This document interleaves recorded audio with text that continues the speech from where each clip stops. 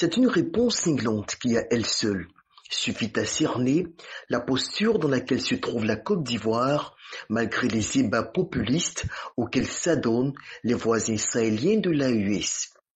Face à notre objectif, la députée de Tengrela, l'honorable Mariam Traoré, expliquait sans embâche la dynamique dans laquelle s'inscrivent les autorités ivoiriennes, beaucoup plus préoccupées par la gestion des affaires intérieures du pays que par des rivalités infructueuses avec des pays déjà étranglés par la conjoncture économique, amplifiée par une crise sécuritaire définitivement irrémédiable. Je me bats comme je peux pour dire que notre pays est un pays de paix. Celui qui incarne même la Côte d'Ivoire, c'est-à-dire le président Alassane Ouattara, c'est un homme de paix. Tout ce qui se dit contre la Côte d'Ivoire, c'est pas vrai.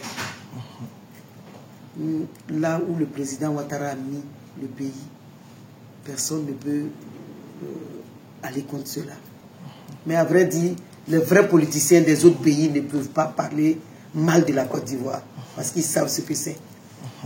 On peut parler, oui, sur les réseaux sociaux, on peut parler mal de la Côte d'Ivoire, on peut donner son opinion sur la Côte d'Ivoire, mais dans le fond, ils veulent ressembler à la Côte d'Ivoire, au fait.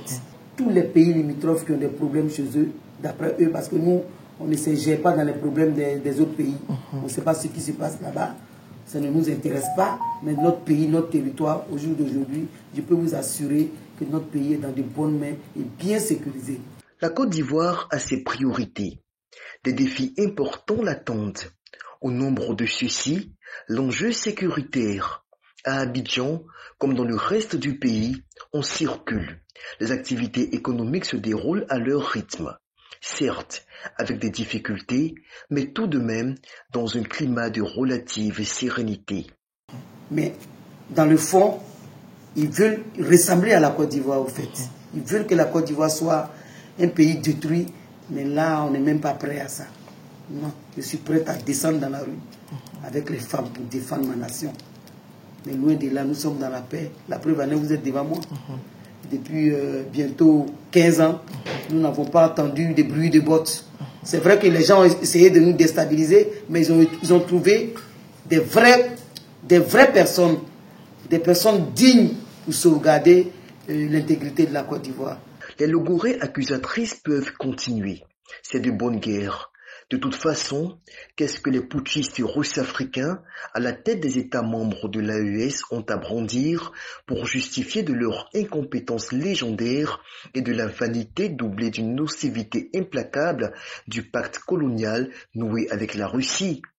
Quand on est incapable de penser des stratégies militaires et politiques pour ne serait-ce qu'atténuer les souffrances de ces populations et qu'en même temps on n'a d'autre choix que de se maintenir au pouvoir pour espérer piller son pays et le livrer à la gloutonnerie d'une puissance colonialiste impitoyable, il ne reste plus qu'à se ridiculiser dans des accusations infondées à tout va.